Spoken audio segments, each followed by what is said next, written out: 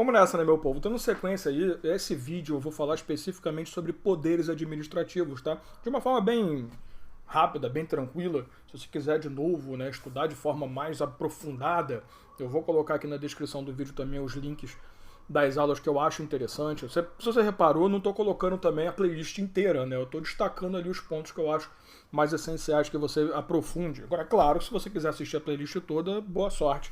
Deus te abençoe. Eu fico feliz que pelo menos vai ter mais anúncio passando e eu vou tentar ganhar mais dinheiro. Como se o YouTube pagasse bem pra trouxa que nem eu, que quer dar aula ao invés de ficar fazendo vídeo de Nutella. Seguinte, meu povo, vamos lá. Vamos falar de poderes administrativos. E você sabe que quando se fala em poderes, necessariamente eu estou falando em situações em que a administração pública vai poder agir, vai poder colocar de forma mais explícita aquela questão da supremacia do interesse público sobre o privado. Então são situações em que a administração vai ter um poder em mãos que numa relação natural não existiria, tá? Então, por falar em poderes, a gente começa falando do poder chamado hierárquico.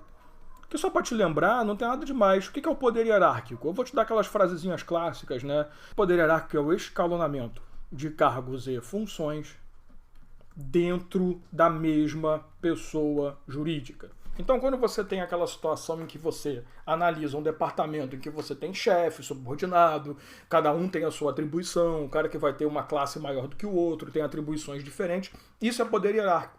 Então, quando você fala em poder hierárquico, lembre-se de hierarquia. É exatamente essa composição. Você olha um órgão público, uma entidade pública, um departamento público que seja, e você pensa, olha, até aqui tem chefe, aqui tem os subordinados, aqui tem os serventes, aqui. Então, a ideia, né, é que você tem um escalonamento dentro da mesma pessoa. O poder hierárquico ele não existe entre pessoas jurídicas. Por exemplo, eu não vou dizer que a Receita Federal é maior que a Polícia Federal, ou que a Polícia Rodoviária Federal é maior do que o INSS, isso não existe. A ideia do poder hierárquico é dentro da mesma pessoa jurídica, beleza? Não se esqueça que, por conta de estudar poder hierárquico, você acaba tendo que estudar delegação, que é quando você transfere, né, a um subordinado ou a laterais uma determinada função que ele não tinha, a gente falou disso até em aulas passadas, ou a avocação, que é o caminho contrário, né? É quando o superior puxa para ele uma atribuição que era de um subordinado. Não se esqueça, a delegação acontece de superior para subordinado e também entre pessoas de mesma classe e mesma posição. A vocação não. A vocação é do subordinado para o superior. Claro, não é o subordinado que vai chegar e falar, olha, eu estou passando para você uma atribuição. É o superior que vai falar, eu quero uma atribuição que é sua. Tá? Agora, um segundo poder interessante é o nosso queridíssimo poder disciplinar. O poder disciplinar é aquele que permite que a administração pública apure infrações, é o poder de apurar infrações e, consequentemente, não automaticamente não, mas consequentemente, aplicar penalidades aos infratores. Não se esqueça que o poder disciplinar também só acontece dentro da estrutura administrativa.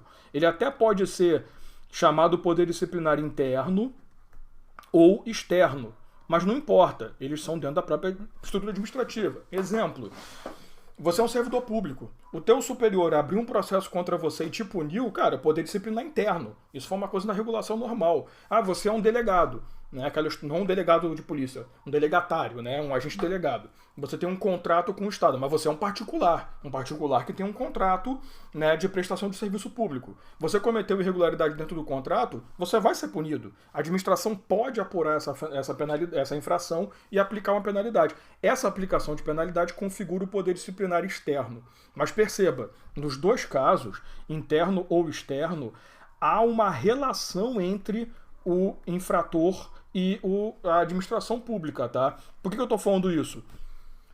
Quando você pensa, por exemplo, numa multa de trânsito que você leva, isso não é poder disciplinar. Porque você só pode disciplinar quem está dentro da sua composição. Você não pode disciplinar teu vizinho, o filho do teu vizinho. Você vai disciplinar teu filho. Quando você sofre uma multa de trânsito porque você, particular, excedeu velocidade, isso é poder de polícia, tá? Nunca se esqueça disso. O poder disciplinar é dentro da administração. Então, se o cara é um credenciado, um delegado, ele tem que ser um agente público para que ele possa sofrer uma penalidade, tá? Voltando, deixa eu apagar esses dois, apagar tudo logo que é mais fácil para arrumar espaço. Vamos falar dos dois poderes mais importantes. Nós temos o poder normativo. O poder normativo ele é muito importante de se lembrar, que é aquele que é o poder de criar normas, não à toa normativo, para dar fiel execução a uma lei. Então a ideia aqui, fiel execução à lei, eu não estou criando lei. O poder normativo não permite inovar na administração, no poder judiciário, na composição judiciária e legislativa. Eu não posso criar uma lei. Lembra que o poder normativo ele vai estar na mão dos entes da administração pública indireta, nas autarquias reguladoras, né, nas agências reguladoras. A administração pública direta não precisa do poder normativo, ele tem um poder legal, pode produzir lei. Então, quando você fala em poder normativo, é que você tem uma lei e essa lei transfere àquela autoridade pública o poder de regulamentar. Tanto que o poder normativo, você se depara com ele quando você tem uma resolução, quando você tem uma instrução normativa, quando você tem uma portaria. Então, quando você vê, por exemplo, o MEC, uma portaria editada pelo MEC, o MEC não está criando lei. Existe a lei da área de educação. O que o MEC está fazendo é regulamentando aquela lei. Então, quando você pensa em poder normativo, você tem que pensar no seguinte: existe uma lei e essa lei deixou em aberto alguma coisa para que a autoridade pública venha e instrua como que vai funcionar. Então, para isso que serve resolução. Você vai no Tribunal de Contas, tem um monte de resolução. A maioria delas explicando procedimentos de licitação. Que a lei veio de licitações, falou no procedimento, mas não detalhou. Então, a resolução do TCU vem, do Tribunal de Contas da União, por exemplo, vem e fala, olha, tem que fazer tal coisa. Tá, então resoluções, instruções normativas, portarias, decretos, esses caras são um poder normativo, tá? E por último nós temos o poder que todo mundo gosta de falar, que é o poder de polícia, que todo mundo acha que é o poder que o policial tem. Não, o poder de polícia é o poder que a administração pública tem de restringir liberdade individual em nome do interesse pelo interesse público. Eu já peguei muita questão de prova que falava o poder de polícia é o poder de restringir liberdades coletivas. Não, é liberdade individual. O poder de polícia até pode ser utilizado pela polícia, mas não fique achando que poder de polícia é um poder que só a polícia tem. O poder de polícia ele decorre da ideia da polícia administrativa. Aquela polícia não que prende, isso daí é a polícia judiciária. Polícia administrativa é aquela que previne problemas, se encontrar um problema ela fiscaliza e eventualmente aplica penalidade. Então, um exemplo que eu gosto de sempre dar é quando você está dirigindo tem lá as placas de trânsito, a velocidade máxima da via. Isso é um poder de polícia. Eu estou restringindo a sua liberdade individual de locomoção, que você acha que é velozes e furiosos e pode voar igual um retardado, para poder proteger o bem público, a vida, né? Você pode, eu quero dirigir bêbado, porque eu dirijo melhor quando eu bebo. Todo idiota pensa assim, né? Impressionante. Não, eu quando tô bêbado eu dirijo melhor. Aí você ficou puto comigo agora, mas eu dirijo melhor mesmo. Até você matar alguém. Então a ideia do poder de polícia é isso. É chegar para você e restringir a sua liberdade individual para atender um interesse público. Não é para atender um interesse próprio. Eu não vou criar regras restritivas só para te sacanear também. Tá? Então... normalmente, cara, a gente tá andando pela rua, a gente vê um monte de regra, né? É proibido fazer isso, não pode fazer, não pode entrar. Cara, essas regras aí são decorrentes do poder de polícia. De novo, restringe liberdade individual em prol do interesse público. Peço a você para tomar cuidado com duas coisas. Primeiro, pode ser que a sua banca traga para você o poder regulamentar e que você tem que entender ele como uma consequência do poder normativo. Mas o poder regulamentar não é a mesma coisa do poder normativo. Só para te lembrar, a diferença mais importante, o poder regulamentar ele só pode ser exercido por chefe do executivo. O poder regulamentar é a mesma coisa, tá? O conceito é o mesmo. Ambos dão fiel execução a uma lei através de normas ou de regulamentos. Aqui é por qualquer autoridade pública competente. Então, não necessariamente um chefe do executivo. Quando o chefe do executivo, prefeito, governador e presidente da república atuam através daqueles decretos que eles assinam, eles estão gozando do poder regulamentar. Quando um membro, uma autoridade do Tribunal de Contas estabelece uma resolução, uma entidade do Ministério da Cultura, sei lá, estabelece ali uma portaria, uma instrução normativa editada. Quando essas coisas acontecem, você tem um poder normativo propriamente dito. É muito importante você entender isso aqui, tá? Toda vez que falar em poder regulamentar, necessariamente estou falando de decreto. Ou regulamento, na verdade, né? Porque regulamento é o tipo de ato e decreto é a forma que ele é materializado. O decreto é um regulamento. Mas como que você regulamenta? Editando decreto. Você não edita um regulamento. Eu sei que é meio maluco, mas tudo bem. Então, qual é a primeira diferença essencial para você lembrar? O poder regulamentar é restrito, o poder normativo é um pouco mais abrangente. Tá? E a segunda coisa importante para você lembrar é que dentro do poder regulamentar existem dois tipos de decretos ou regulamentos. Existe o decreto ou regulamento autônomo e existe o decreto ou regulamento propriamente dito, que alguns chamam também de decreto ou regulamento executivo. Na verdade, se aparecer na sua prova um decreto e não falar nada, eu estou falando do executivo. Se falar, foi editado um regulamento e não falar nada, eu estou falando do executivo. Se a sua prova quiser falar para você sobre um decreto ou regulamento autônomo, ele vai acabar falando, tá? Ah, porque é um decreto autônomo, editado. Ou ele pode dizer que é um decreto que fala sobre tal assunto. Aí cabe a você lembrar que ele é autônomo ou executivo. Então, qual é a diferença entre os dois? O executivo é o clássico. O decreto executivo é aquele que vai realmente dar fiel execução a uma lei. O autônomo, não.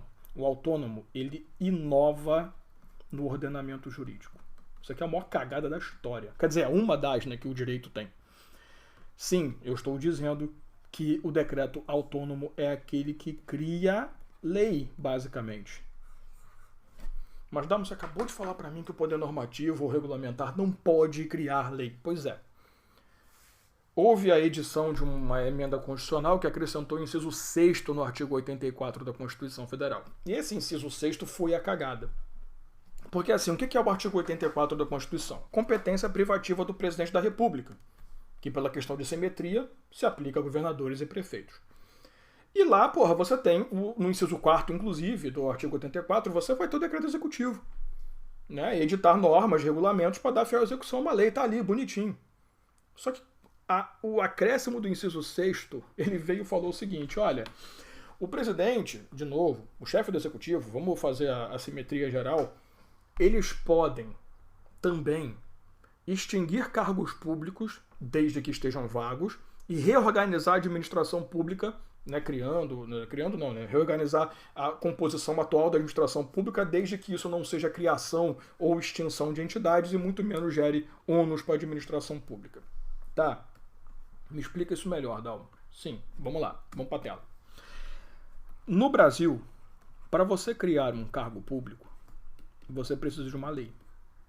Somente lei cria cargo público. Então, pela lógica, se você quiser extinguir um cargo público, também somente lei.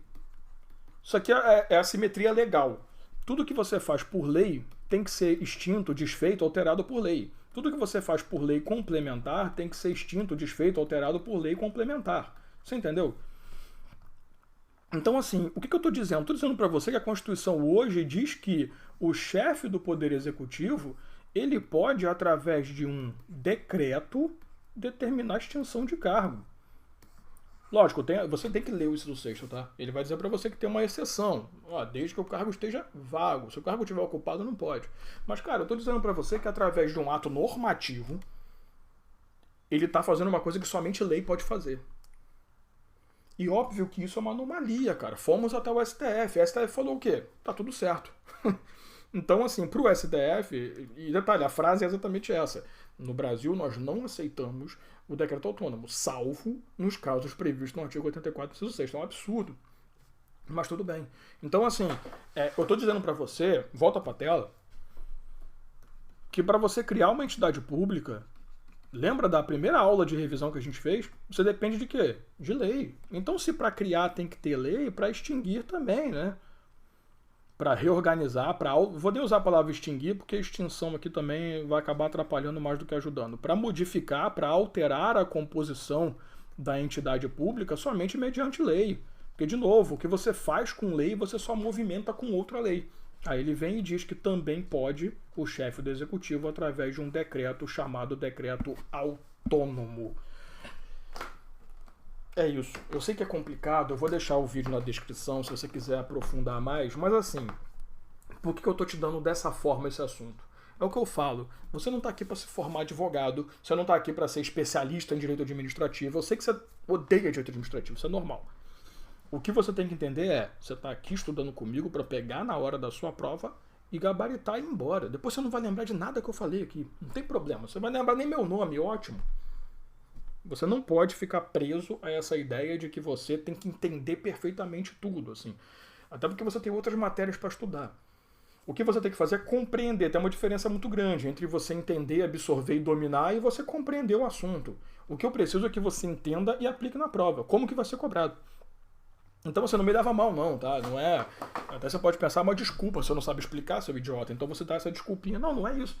É porque eu tô tentando ao máximo evitar ficar colocando coisa na tua cabeça quando o que eu quero simplesmente é direcionar teu estudo, tá? Então, quando se falar em poder regulamentar na sua prova, eu estou falando desse último ponto que a gente estudou aqui.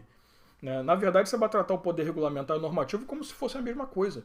Porque o decreto executivo, o decreto propriamente dito, o regulamento executivo, é a mesma coisa.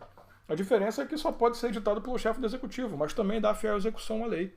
O cuidado que você tem que ter em poder regulamentar é quando se trata do decreto autônomo. Aí você tem que lembrar a diferença dele. Artigo 84, inciso 6º da Constituição, tem que estar no seu coração.